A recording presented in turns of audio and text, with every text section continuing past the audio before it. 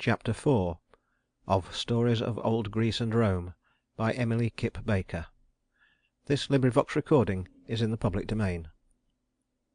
Chapter 4 Minerva.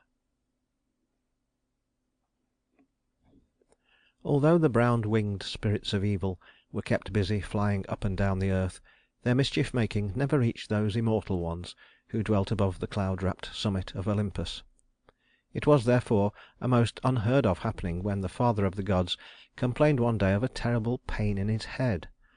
Some of the gods were skilled in the art of healing, but no one could relieve Jupiter's suffering, nor tell what might be the cause of his pain. The trouble grew worse and worse until it was too severe for even a god to endure, so Jupiter bade his son Vulcan take an axe and split open his head. Not daring to thwart the divine will, Vulcan tremblingly obeyed, and at the first blow a marvelous thing occurred, for out of Jupiter's head sprang a maiden clad in armor and bearing a spear in her hand. This was Minerva, goddess of wisdom, so called because she came full grown from the mighty brain of Jupiter. So wise did the ruler of the gods find this child of his to be, that he kept her constantly near him, and sought her counsel in dealing with the affairs of men, while Juno, his stately wife, stood jealously by, envying the warrior maiden her place at Jupiter's side. Being born equipped for battle, Minerva delighted in war, and had no feminine shrinking from the noise of clashing steel or the cries of struggling men. No Trojan hero gloried in the war more exultingly than she, as she carried aloft the terrible shield of Jupiter, the Aegis, and bore in her hand the mighty spear, heavy and huge and strong. When armies met in battle, the goddess was never far away from the fighting hosts, and ofttimes a dying soldier, turning his eyes for a last look at his comrades, saw the glint of her spear or the flash of her shield as she led the favored ones on to victory.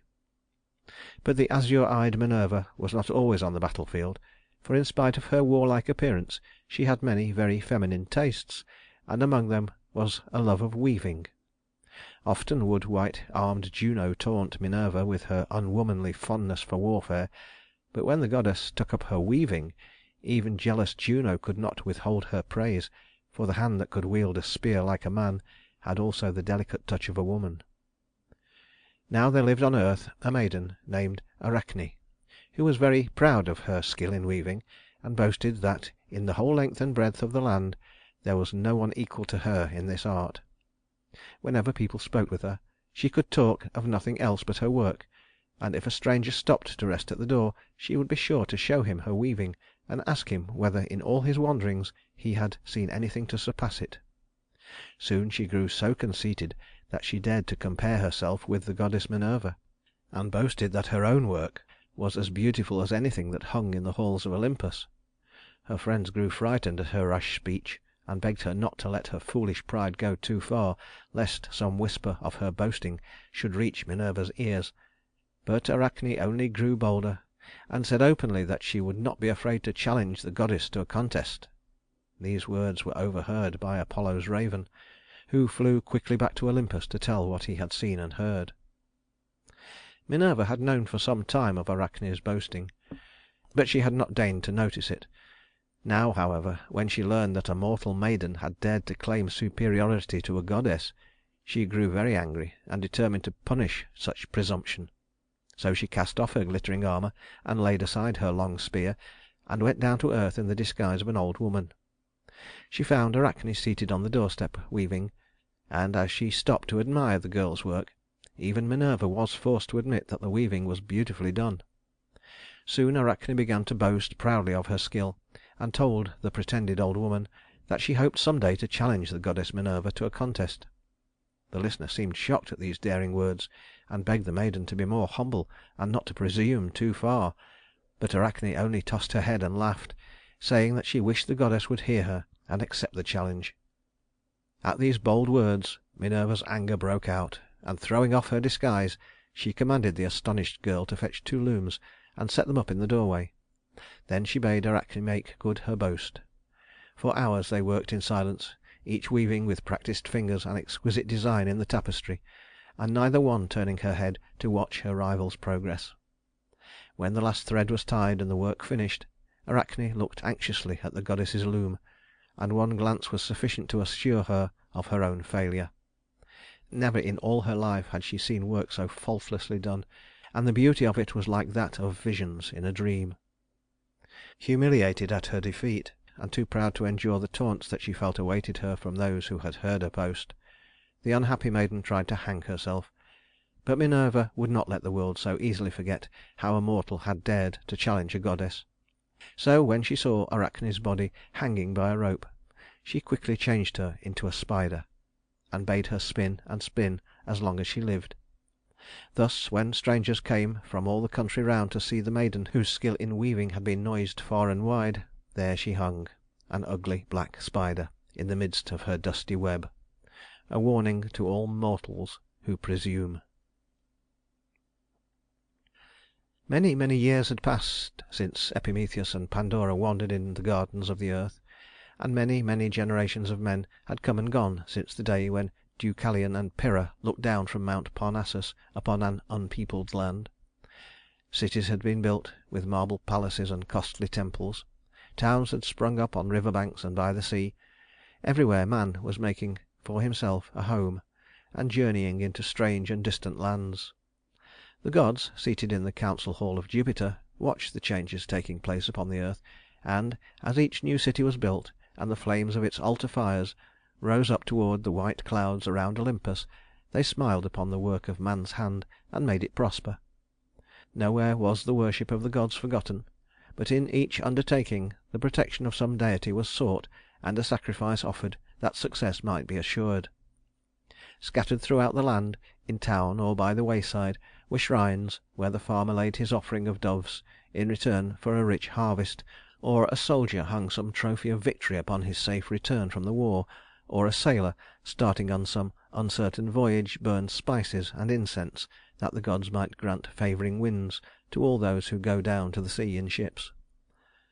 But in every city there was one temple more beautiful than the rest, and this was dedicated to that particular deity who had named the city and was its especial protector.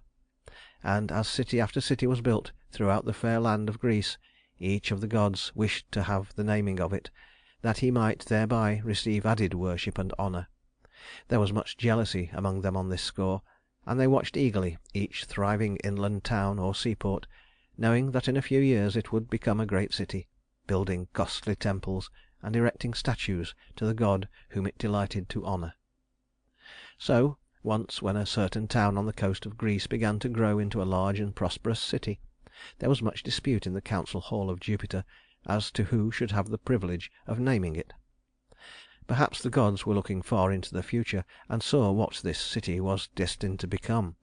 But however that may be, the gods and goddesses argued so fiercely over the matter that Jupiter was obliged to interfere, lest some murmur of this unusual discord should reach the earth.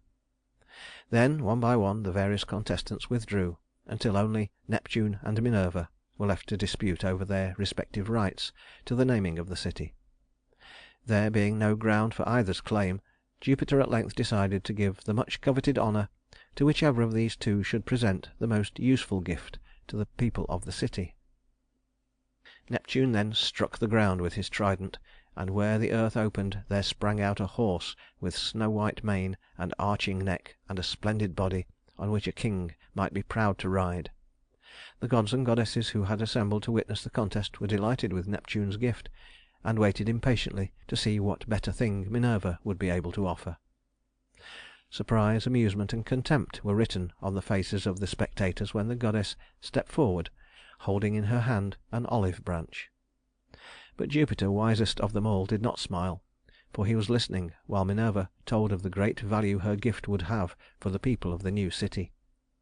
She described all the uses to which its leaves, its fruit, and even its bark could be put, adding that the olive branch was to be a sign of peace among all nations, and was therefore of more true service to man than a war horse, which would bring upon him only bloodshed and disaster. To these wise words the gods were forced to agree, so to Minerva was granted the privilege of naming the city. And as she was called Athena by the Greeks, she named the place Athens, which it is called to this very day. Before many years passed a splendid marble temple was built on the hill just above the city, and this was dedicated to Athena, whose colossal statue, carved by the famous sculptor Phidias, adorned the interior. They called this temple the Parthenon, and from the ruins that still remain we know that the hand of man has never built anything to equal it in beauty. Chapter 5